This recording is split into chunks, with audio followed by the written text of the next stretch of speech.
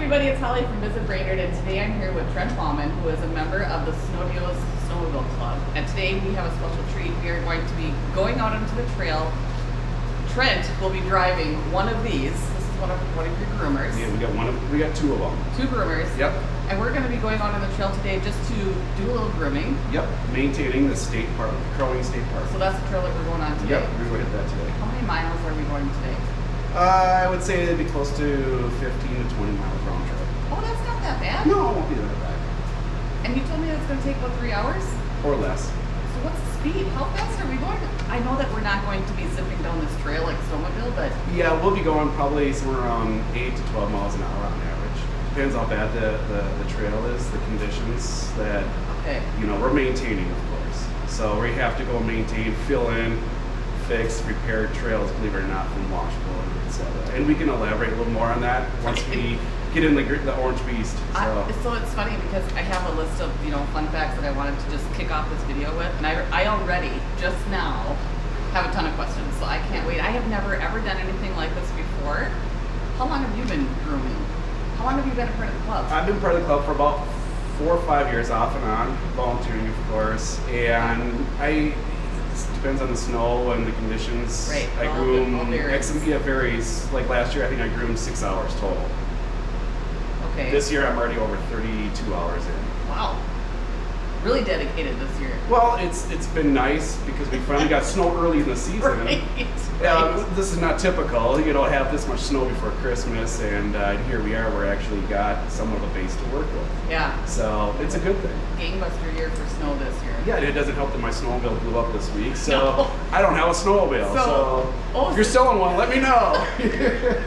It's funny that you mentioned that. So I knew that Trent had an issue earlier this week with his snowmobile.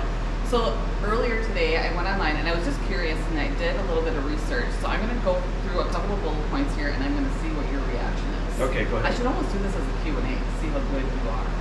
I'll do the best I can. Okay.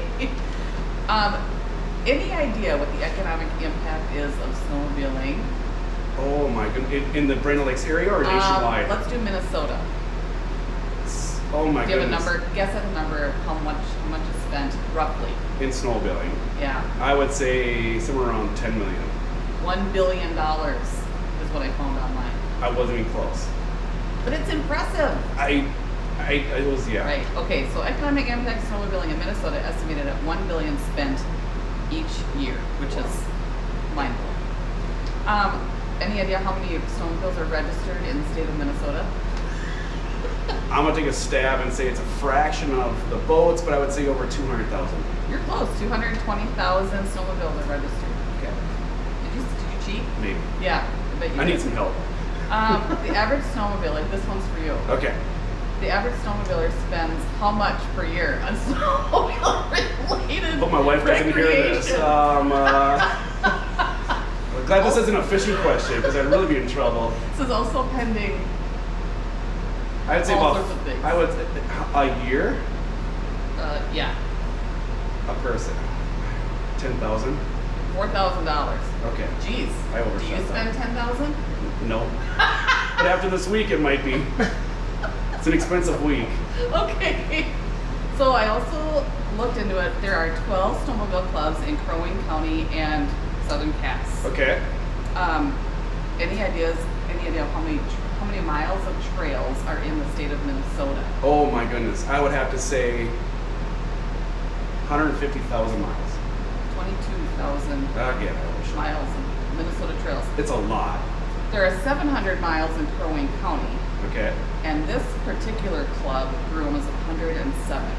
It feels like 507. I suppose it does. If you were to take the route to Harding and back, or Pine Center and back, There's got to be more than 107 miles. You swear to God you went to Des Moines and back, it's like takes forever. So maybe that's why our club has it because nobody wants it. I don't know, but it's a long either way, it's always appreciated because economic impact of snowmobiling is very important in the state of Minnesota. So we appreciate everything that you guys do. How do you guys, as a club, you guys pay a membership to the club? Yep, you pay a membership to the club. Your dues come from your license. It also goes into grant money for a lot of things that we fund. big thing that we really encourage people is obviously your tabs and your gas and your taxes go towards our clubs, but it's your meat raffles, your bingo, your clubs, your pull tabs. Even if you don't gamble, go and donate somewhere, somehow. And you know what we really need right now, more than anything else, is volunteers. We have a lot of these clubs, if you were to interview all these clubs in central Minnesota, just in general, a lot of them are retired guys. Okay. They have more time, and it's hard. It's tough for a lot of us, and it's usually like 5 guys doing 90% of the work. Yep. And we need more volunteers to jump in. I'm a realtor. It's easier in the winter for me because things are slowing down. I got hours to kind of this is good decompressing for me. I love this. It's like a slow version of road tripping. Yes, it is. So we need to recruit more people to volunteer. And even believe it or not, a younger generation to come up and learn how to, groom and maintain. They think just get on the snowmobile and this just happens. 90% of the time is removing rocks, moving trees, limbs. 3 years ago I was grooming and I hit a tree and it broke the glass. It was kind of. They let you back in with it? They did. Well, I know. I didn't tell them until after the fact. I'm like, oh my God, who did that? It wasn't me. It happens, But yeah, we need volunteers, and there's 90%, 100% of these trails don't happen by themselves. Absolutely. And we can't thank enough the property owners who give, I think, almost all of our trails, most of our trails are going across private property. And when you start crossing and going off that trail, you are instantly trespassing. Sure. And or damaging crops, fences, trees, new plantations. It's a big deal. And almost every year a club's dealing with a reroute of a trail because we upset a property owner. Oh my gosh, so interesting. People have no clue how it works. And Steve Hull and George Burton get a lot of credit for knowing a lot of the property owners, smoothing things out, and keeping these trails and our capacity of being able to cross this property to continue for you to go out and enjoy this. It just does. These trails are just like grandfathered in. Is it safe to say that anybody who's a snowmobile person, if you're not a member of a club, you might not know the rules and regulations. So maybe those people who are enthusiastic about snowmobiling really should take an opportunity to find your local chapter. Yep. Get involved. Yep. Volunteer, and guess what? Volunteer. Yeah. And donate. And you know what? Time is more valuable almost than the dollars because we get it from the taxes, we get it from the fuel and pull tabs and this and that. And it's an interesting dynamic of all the working parts that goes into just having a snowmobile trail. Correct. And I remember I moved here 18 years ago to the Brainerd area, and I remember living in Crosby, Arrington, and Christmas here, and I had never seen so many snowmobiles. Craigens, Grandviews, all the big resorts. They had huge fleets of rentals. Sure. I think they're down to about 4 of them on each resort, maybe if that. I think they're even getting out of it. And so the reality is, our winters seem to be getting shorter, the season anyways. Not this year. Not this year, but it's making up maybe for the past. But my point I'm trying to make is that we used to have a ton more commerce in our area. Yep. This is a very highly sought after vacation area for Christmas. The resorts were packed for Christmas and everything. It still happens, but not like it used to 10, 15 years ago. Yep. And there's so much commerce that does come up to this area because of our trails. Yeah, trails are important. And if we don't have trails, the big resorts and hotels don't have business. Right. So the guys like, the crew that are in here, we're kind of like the heroes with capes, cutting trees and limbs, so these resorts and hotels and these restaurants can benefit from our shoulders and muscles clearing these trails. I think it's a big deal. We all benefit from each other's hard work. Yes, and it's awesome. You had mentioned that you are a volunteer. Everyone in this club is a volunteer. Correct. You, not one of the retired guys. No. What do you do for your real job? I am a real estate agent in the Brainerd area for Century 21. Okay, so that's awesome. It's really kind of nice because I do kind of have a slow time of the year, which is December and January. My phone's already ringing. So I got to go to work tomorrow, so I'm not grooming tomorrow, so this is good that we're able to do this today. Yeah. But the reality is I enjoy doing this. This is great because I enjoy snowmobiling when my snowmobile's running. And giving back. I'm also an ambassador for the Chamber of Commerce. And I think this is in my wheelhouse. I love doing this. This is so fun. You're also an avid fisherman. I like to dabble a little bit in the fishing. Yeah, he does a little bit more than dabbling, and maybe when it gets to be warm water season, we'll do another chat. We should, and we'll go fishing. And well, that could be fun. Yes, okay, yes. So right now we're gonna jump into the groomer that he's got warming up. Correct. So I was told to not get too dressed up because it's warm right now. It's warm and heated in there, which made my day. Yeah, it's outside, warmed up, ready for her. So. And the reason that we're in here right now because it is 30 below outside, and I was not willing to do an interview outside today. I don't want to do it either. The air hurts your face. I'm not doing it. So I decided let's go out in that groomer and take care of business. All right, sounds good. Okay. Okay, you guys. Well, we are about 2 miles in on the trail, and I'm just gonna give you my view. So I'm sitting in the front seat with Trent, and gosh, so just getting into the groomer was an experience. I have short legs, but I got to step on the track, grab a handle, and grab the door, and slam the door, and all that stuff. So that was kind of cool already. Then he kind of showed me all of these gauges that are down here, all of the things that all of the groomers are looking at while they are grooming. How fast are we going right now? I would say we're going about 12, 13 miles an hour. And it's unbelievable how it's smooth and bumpy at the same time. I don't even know. We have air ride seats, so we're driving in style right now. Yeah, you kind of are, yeah. We are going southbound.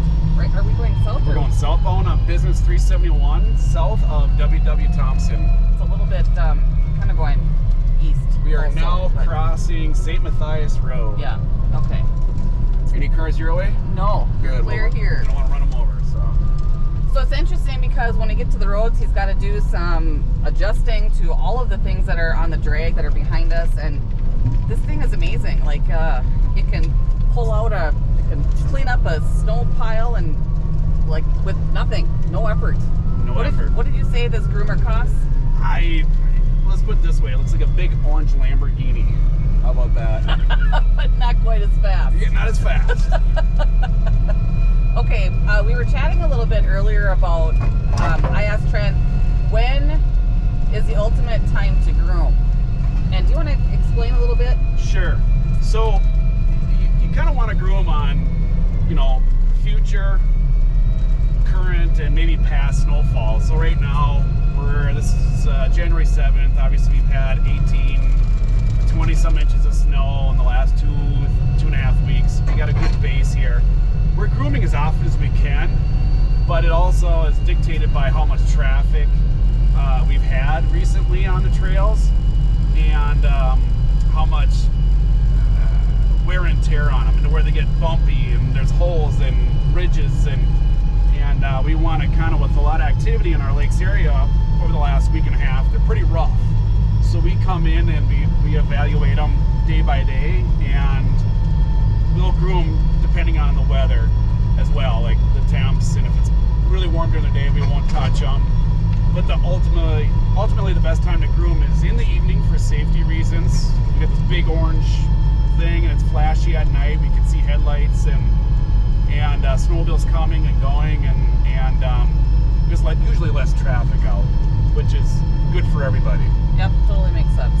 The other reason we like to groom at night is, one, is if we groom in that early evening, it allows time for the trails to set up, firm up, and where nobody's been out there kind of messing them up, and they get nice and set up, kind of like a cake or something, and it allows the trails to get really nice and firm, and it can handle the traffic on the weekends or weekdays. So you explain it to me like setting up like a bowl of Jell-O in your fridge. Yeah, when you mix it all up, kinda, and you put it in the fridge and it firms up. That's kind of what we're doing. We're mixing up the trail a little bit, and then it, put it in the fridge and it gets nice and firm, and then you can work with it. Totally makes sense to me. That's my analogy. What is this? We're like on a high up. This is the old train grade. Oh, this is so cool. Like the scenery is, we are not very far at all from the highway, but yet it's just very different. Yeah. It's pretty cool. When we first started out, we saw all sorts of deer tracks. We haven't seen any wildlife yet, but I know that they're out there. So we see a lot of deer, grouse. It's fun to see the trails, the trees, how beautiful they are. Yeah, super pretty. Yep. So you really get to see a different aspect of Brainerd. a snowmobile is always nice. But from groomer, you sit up a little higher, you get to seat down into the brush. And it's warm. And yeah. Okay, we just, Sorry. just got into, I don't even know. You tell me where we are. It is gorgeous for one thing. We are westbound or westerly of the Fletchers. We are just south of Baxter, kind of by the Mississippi River, heading westerly towards Highway 371, where the bypass, where the bridge is, I should say, the Mississippi Bridge. Okay, so you guys probably are hearing some of the scraping. We're hitting some branches that are just low-lying.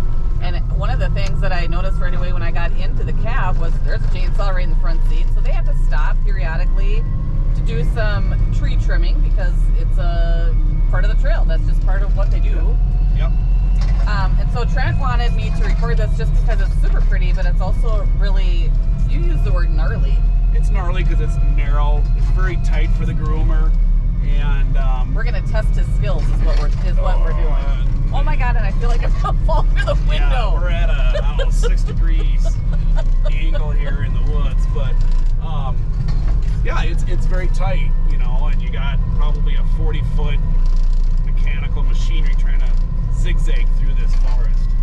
It can be tight, but slow and easy. But I was giving Trent a little bit of grief. You know, I have no comparables because I've never done this before, but what these guys do, and I will just give kudos to Trent right now. I mean, they're reading the landscaping and filling in and taking away during the bumps and the divots and stuff like that just to create a better trail.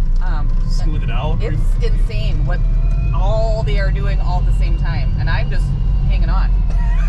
So if you look to the right of the trail here, right of my plow, it's really steep. So my drag that's in the back is scooping that up, naturally gravitates to the middle of the drag and fills in the hole.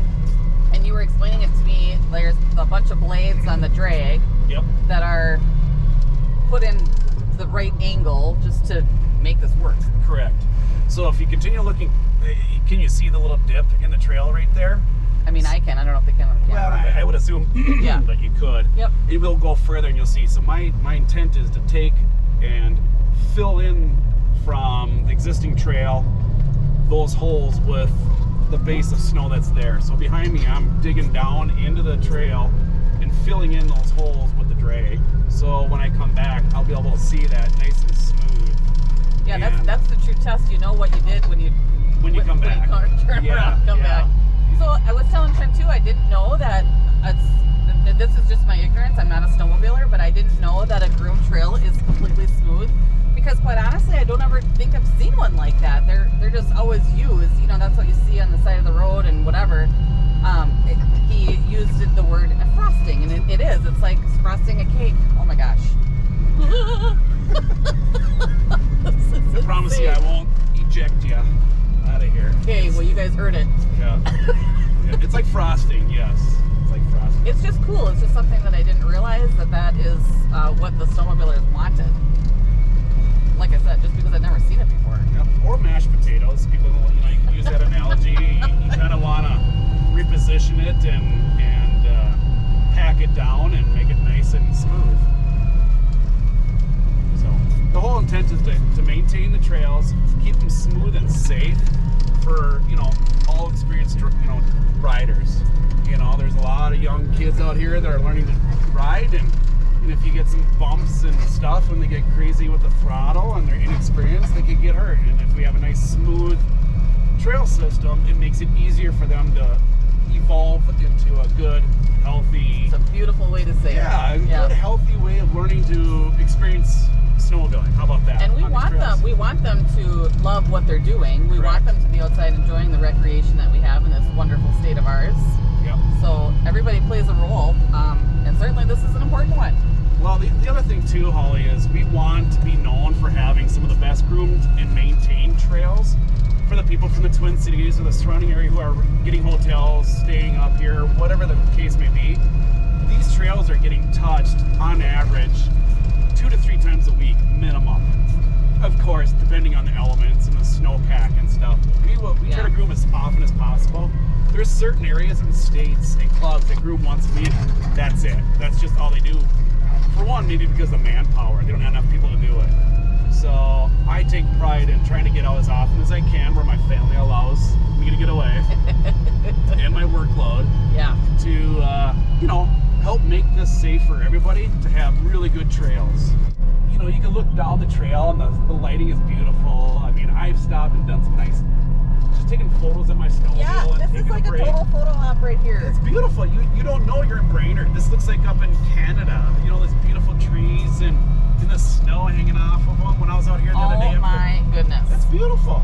And people don't take advantage of this enough. They don't know that this exists in the winter and how pretty this is. So this is gorgeous. this is a nice place to stop. Maybe have a little espresso with your significant other on the trail. Oh, that sounds whatever. romantic. Yeah, Andrew and I kind of, when we went snowshoeing last year, we bring our little backpack and have an espresso. It's kind of fun. Gorgeous. You know, stop, take it in. That's what you got to do. I feel like this should be, maybe I'll take a shot from the video and Yeah. put this as our still shot. All right. Well, there you guys heard it. That was just one little spot I really enjoy on this trail. Okay, now what are we doing? So we're cleaning up this pile of snow along the shoulder. And With the front end. with the plow, and I'm scooping it. I can angle it and scoop it right into the trail. And I can pivot that, and it gives us more snow to work with. And it's kind of fun. You get to kind of utilize what the county and the township left you and work with it to fill in these trails and make them nice and smooth. Well, that's a positive way to look at it. Yeah, you know, it gives me Play-Doh to work with. It's kind of fun. And then on the way back, we'll record and kind of show you my the end result from doing all that. Okay, sounds good. We were talking earlier. I think you guys can all see the trails that are off to the side here that are not on the trail. I was asking Trent about that, and that is part of the main problem. Is that accurate? Yeah, you can say, yeah. So those folks that are going off trail are the ones that are potentially going onto private property and causing problems. Yeah, it leaves a bad taste in the property owner, the private property owners, you know, land when you got snowmobilers crossing their front yard. Granted, there's road right-of-ways, you know, anywhere there's ditches. Right-of-ways, basically 33 feet from the center of the road down to the ditch is all public property, which is very obvious.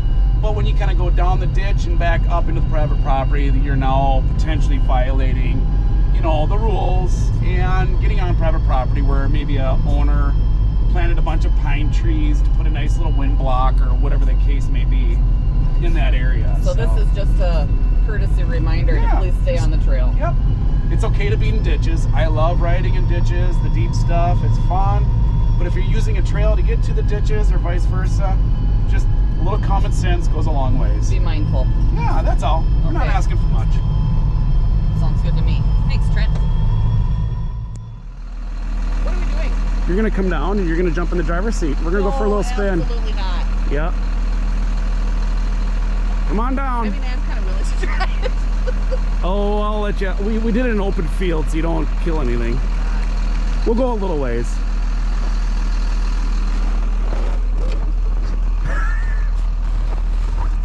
Just leave that door open. I'll have you in here.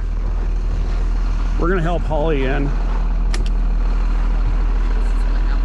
Step up there. Even just saying that, you make it sound smooth. All right, hang on. All right. See that lever there? Lower the steering wheel on the side. Yep. Push it up or down. I can't remember.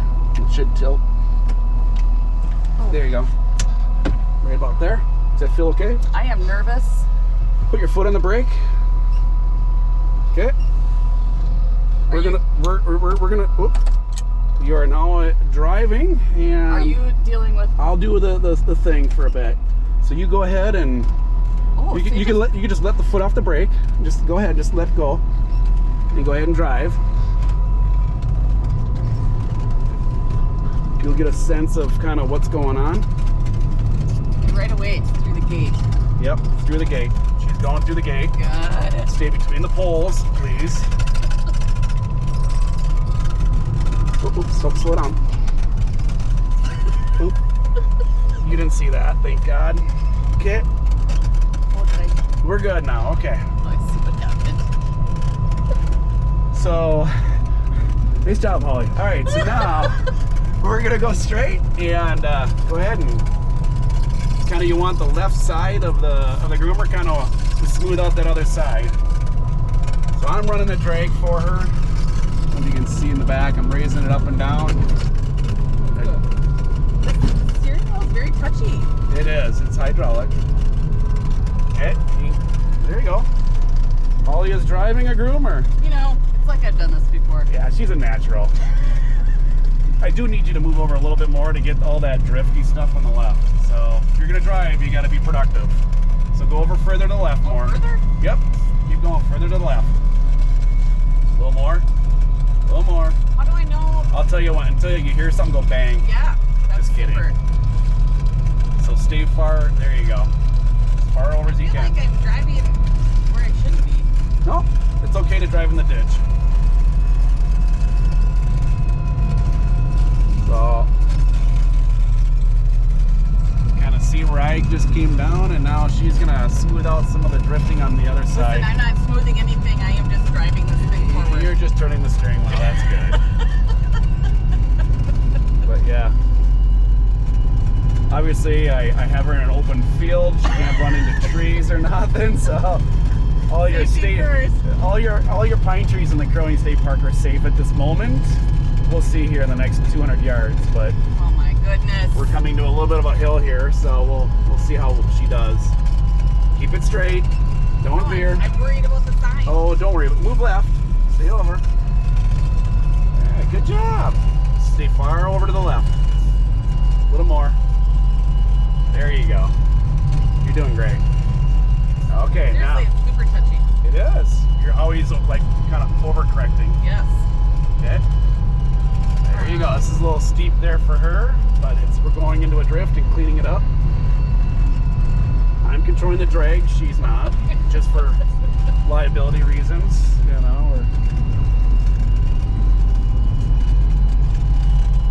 This is stressful. No, you get to drive this underneath the bridge. Absolutely not. Okay.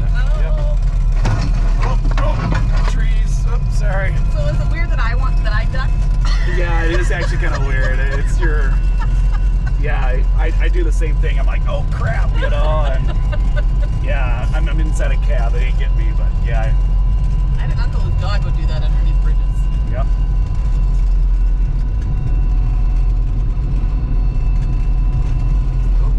You're good. Just keep it. Give her gas. Don't hesitate. So we're coming to a corner here. So I'm gonna keep going. That doesn't mean stop. Yep, you're good. So take it nice and wide. Don't worry about the trees. Keep going. Stay left more. Wide as you possibly can. Go ahead. There you go. There you go. Go as close as you can to those trees. Those branches. Yep. Go left. It's okay. There you go. Well, how close you would go with... Well, yeah, I would have just kept going, but yeah. All right. That's what the girds are for. All right. And just for the viewers, we're northbound now, coming from the south end of the Crowing State Park, heading back to the main road of the Crowing State Park. So. Looks like there were some critter marks right Yeah, there's some deer. Look out for those trees. There you go.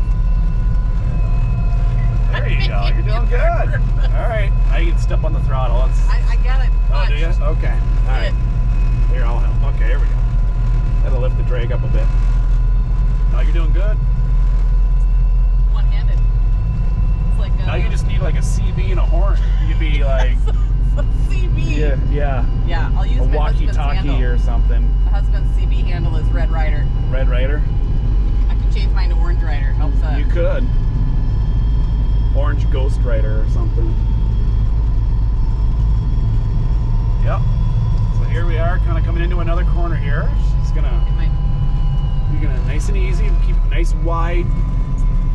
Keep going left more. Stay left as far as you possibly can. Go right at that little bush if you can. There you go. It did good. Perfect. Now, yep. There you go. Nice and easy. You did good. Yeah, we took down that drift on that side, and here's the end result. Look at that. She's helping out, folks. So if you're down in the south end, it should be nice and smooth just because of Holly. You're welcome. Yeah, it's all because of her. Okay, you guys, we are coming back to the Snodeo shack. I don't even know how long we've been out here. We started about noon. What time is it now? I have no idea what time it is now. I'm having so much fun with you. I don't know. The time's just flying. It could be 8 o'clock at night. I don't know. It's 3:05. Okay, so 3 hours. I just wanted to record where we're going right now because you see these billboards on Business 371 when you're driving, but today we have gone in between the pillars with the grooming machine, and it is tight. Yeah. So the first time when we went through here, I about had a little bit of a heart attack, but Can you move your camera back? Trent was, he's an old pro, so. Well, There we'll is, see like, that after I'm through here. hardly any clearance. It's insane. I made it. I can't Okay, well, believe it. I'm gonna try to zoom in on the next one. You sound surprised that I you almost made got it. surprised I made it today. I was coming in kind of hot, you know. Coming in hot. You know. All right. Sorry, Mills. I took down your sign. No damage done here. Yeah, no. It's all good. So we're coming through. This is the last one. You can see at the base of this sign, there's a hole there. So I'm loading up the drag with snow. You can feel it working harder. And we're going to kind of fill in these holes at the same time, thread the needle. Oops, sorry. We're downshifting. That's how close we are getting. It's tight. I'm not going to make it. I got, yep. So if you can look in that mirror, I'm going to miss it unless I do this. I'm not, no. Oh, you should look at the mirror. That I actually had to pivot the groomer just to turn the drag to get around. That actually was. Woo! That was the tightest one I've had. It was a close call, but we made it. We've had no incidents today. Nope. Nope. Done. Almost got stuck in a ditch. Oh, that's right. We tried. Trent tried clearing a trail that has not been groomed yet at all. It's called a spur trail, and yeah, we went into a ditch and it was drifted in so bad that I had to back out and abort the plan. So I had to back up the big ship and turn around and in the neighborhood and It's go all back. good. Yeah. So the plan for that trail is that snowmobiles will see that it was partly groomed and they're probably going to buzz through it with their own needs to be packed sleds. down. Yeah. Yep. At some point, it'll need to be packed down so we can go. It drifts in really bad. But kind of cool. Like you took me on a completely ungroomed Trail. Yep. trail. So Kind of got to see what these things can kind of go through, and we also, as far as wildlife goes, we saw one deer who jutted out right in front of us. You had to Yep. almost stop. yep. We saw an owl fly by. Yep. Saw lots of tracks. And we saw one snowmobiler Yep. not wearing a helmet. Nope. Came And around they- the corner a little bit too fast. So, Dude. but News to me, I didn't know that that was okay. That you don't have to wear a helmet. Although I don't know why you would choose to not. go without. Yeah. So, anyway, for all the snowmobiling fans out there, please wear a helmet and be mindful of the corners because things can be on the other side that you're not aware of, like a groomer. Yeah, like a big orange blob. Yeah, I guarantee you're gonna lose. All right. Yeah. Trent, do you have any closing remarks? Anything else that you want anybody else to either be reminded of or Yeah. need us to know? I do. Give me 2 seconds here. Why? You gotta cross the road. I'm trying to cross. What does the groomer say when he crosses the road? Get out of my way. Get the hell out of the way. Yeah, you know what I really want to say is, you know, when you see a groomer, do honk and wave. We do appreciate that, and thank them, stop them, give them a high five, and you know, believe it or not, you know, when you're on these trails, don't gun it. Nice smooth throttle, that, you know, acceleration. It helps the trails last longer. Stay on the trail. And basically, you know, wear your helmet, stay to the right of the trails, and if you want to volunteer, you know, give us a call. Track us down at Snodeos Facebook page, or look me up, Trent Baumann, and you know, we can help you volunteer, cut limbs, maybe ride along in the groomer, and kind of see what it takes to put these trails together. It's a lot of work, and having good groom trails is good for our community. It's good for our businesses, and it's very rewarding. You guys have an online presence. Visit Brainerd does a weekly trail update, and I always go to your website and your Facebook page just to get the latest and greatest, and everybody can kind of check that out and get a better understanding of what has happened. You guys are good about letting everybody know like how much snow has fallen and where you've been grooming and all that jazz, so it's all good. Correct, and what I want to explain is it's unfortunately there's only so many man hours, but I can actually maintain the Facebook page. I get to what I can. Oh, you do? I'm the only one. Well, there's another guy that does it too. Is that because you're the young guy in the club? No, I'm not that young anymore.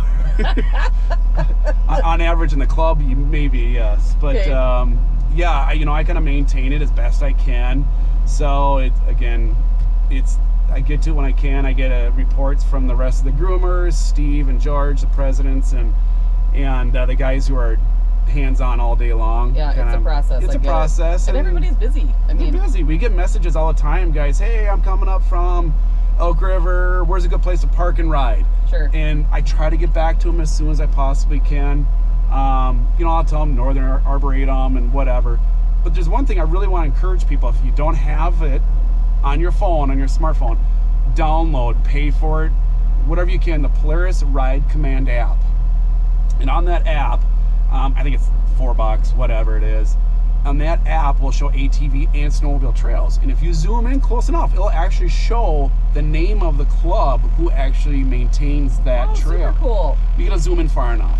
So like where I'm at now, you know, I'm on our own trail, of course, but if you were on that app as we speak, you could see I'm right here where the Baxter Club and the Snodeos kind of overlap. We're going to be going, so this is the Minneapolis, or the Mississippi Bridge, the new bridge, which is now not that new anymore, but yeah, you can see that's 371 facing northbound. We're going to go to the right and scare the living heck out of Holly, and we're going to go under this bridge by the river with a really short, well, bad turn radius on this groomer. So this is going to be an adventure. Okay, well, let's do it. I'm always up for an adventure. Yeah. I'm not going to lie, I'm a little nervous, but I'm kind of thinking it's already been done. Holly, I'm nervous too, because I don't know if I can make it through there. Stop it. I'm kind of scared. But how cool. How many people can say that they've done this? Well, I don't know, but this is kind of fun. So I'm looking at my camera, and I'm also looking at, oh my goodness. See how close I am? I have to be to the fence to get around with the drag. Hey, it's tight quarters. I know it may not show that well on the camera, but we're... Oh, it's tight. It's tight. Yep, you got it, you got it. No, well, I'm turning as sharp as I can. I can't believe I made that. Now I gotta watch the drag behind me in my mirror, and it gets kicked around by I gotta kick it around on the drag. I am not kidding, that was probably an inch clearance. My heart did a little pitter-patter there. Yeah, a little bit. So now we're gonna come through here a little bit. Oh, jeez. All right, I gotta clean up a little bump here for us. And now we are on the west side of 371, and we're now entering, shall we say, the Growing State Park Trail System on the northeast corner. What a fun and interesting afternoon, for sure. I learned a ton. You even got to drive the groomer. I did drive the groomer. I don't know if we're supposed for a short period of time. Yeah. It's okay. Yeah, in a flat, no cornered area. No trees were harmed, no animals. But I will say, because I had that opportunity, that was also super interesting, because the steering, what did you call it? Articulated, I think it is. I don't even know what that is. But I think that's incorrect. I don't know. I should know. I just know how to drive it. But it's very touchy. It's almost like you're driving on water. You're constantly smooth adjusting. Yep. It's hydraulic steering. Very, very cool. What a great experience today. Even though it's 30 below outside, it's nice and warm. warm here in the cab. Yep. It's been a pretty great afternoon, and I just wanted to let you guys know that this is one more way of how you can love Brainerd like a local. Make sure you get out there, get your sleds registered, buy your helmet, wear your helmet,